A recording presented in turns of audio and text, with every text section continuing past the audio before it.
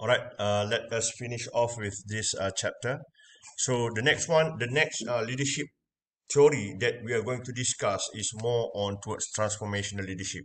So this is kind of like the recent leadership model that has been developed within the context or within the knowledge area of leadership, and it is being recognized as a transformational leadership.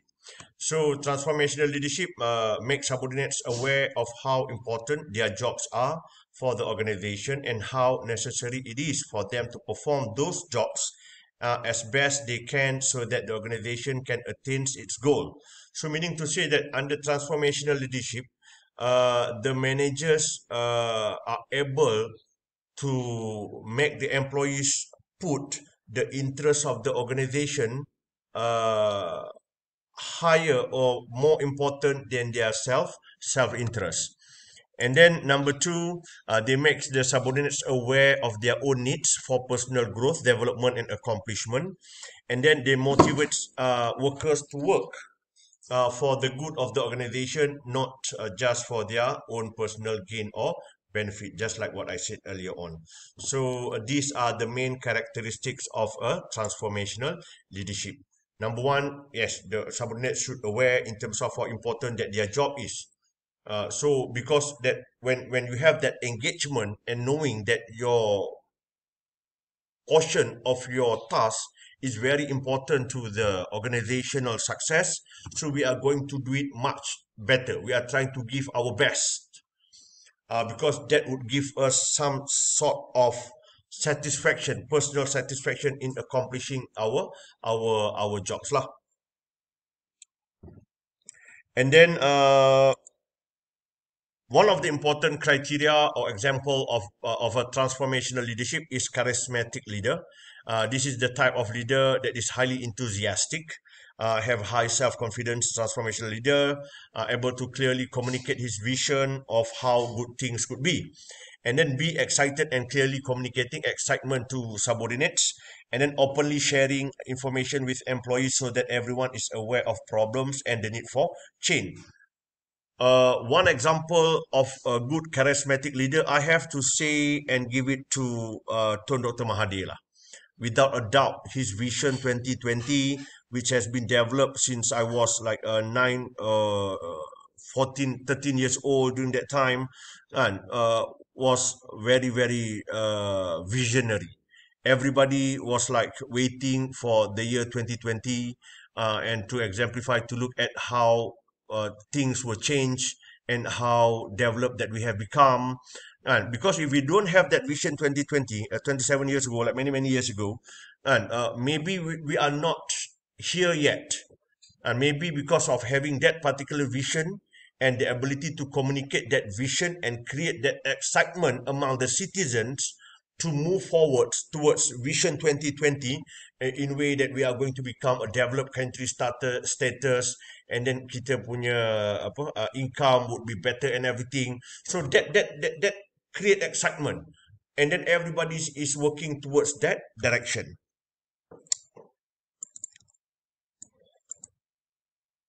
And then another important characteristics of transformational leader, besides being charismatic, they also they have the ability to intellectual stimulate in a way that behavior of a leader engages in to make followers aware of problems and make them view these problems in new ways consistent with the leader's vision. This type of leader, transformational leader, would encourage employees to think outside of the box. If you have the same issue, if you are dealing with the same problems, the transformational leader is able to exert influence among the employees or subordinates in order for them to become creative, to be innovative, to find a new ways on how to deal with existing or recurring problems. Or in other words, they force the employees, they encourage the employees to think outside of the box. That is also another important criteria of a transformational leader. And then another criteria is developmental consideration. Manager supports and encourages subordinates, giving them opportunities to enhance their skill and capabilities and to grow and excel on the job. So another important aspect of transformational leadership is that they will provide individual considerations and developmental considerations. You can come and see this type of leaders to discuss on your potential growth and capabilities, on your future opportunities to enhance further in the organization, and then they will always encourage you and provide support that you need in order for you to do better in your job. So what is the opposite of the transformational leader? And this is what we call as a transactional leader. Transactional leaders. These are the two different types of leadership at a different continuum, at different end of a continuum. So if we talk about a continuum, it's just like this, a single line. So the transformational leaders might be at this end, and then the transactional leaders would be on the other end. So transactional leaders are the type of leadership that motivate subordinates by rewarding them for high performance and reprimanding them for low performance. So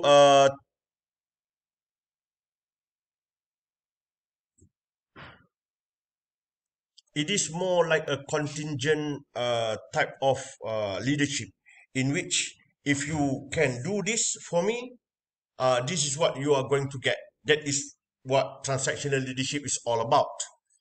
It is more on how to motivate employees by providing them reward, and we are going to inform them what is the consequences if they are not able to deliver expectation.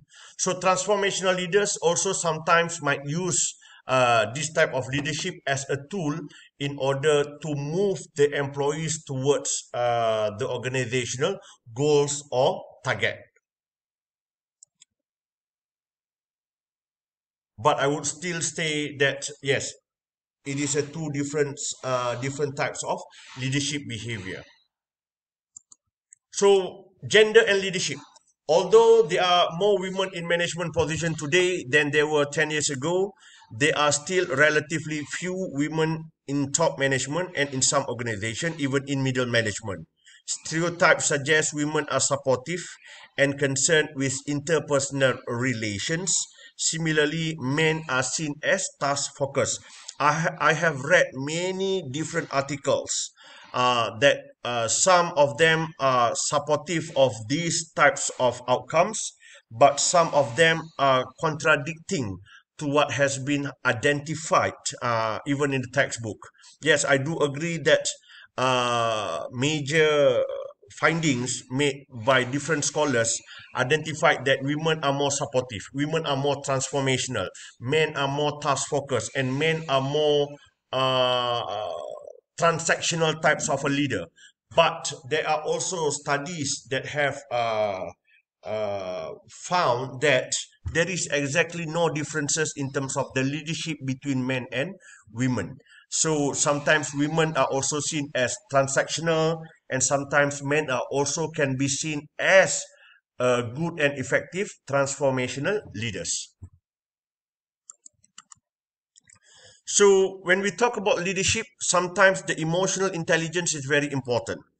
You need to be able to control your moods. Because of why? Because you always need to be presentable to your subordinates. You must be able to control whatever emotion that comes through yourself, so that it will not be translated differently or negatively towards your subordinates. So groups whose leaders experience positive moods had better coordination, and groups whose leaders experience negative moods exerted more effort.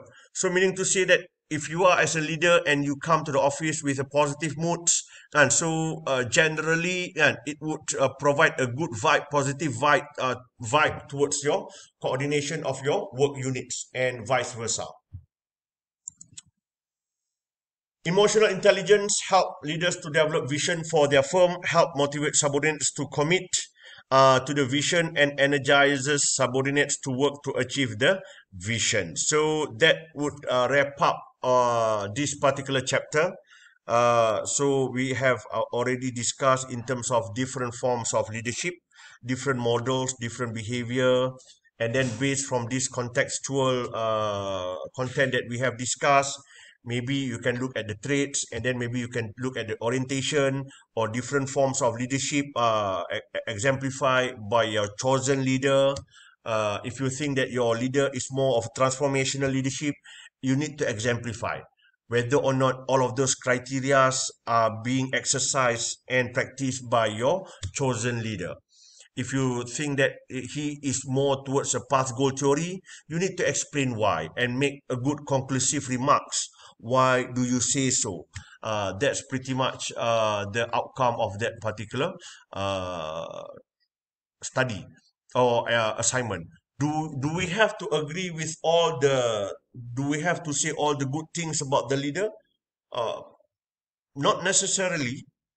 If you are explaining about a leader who more towards a transactional leadership types, and then towards more directive style of leadership, maybe you can critique, you can comment, but you must be able to justify why do you say so. Why do you think that he needs to be like this more, because of why, for example. All right.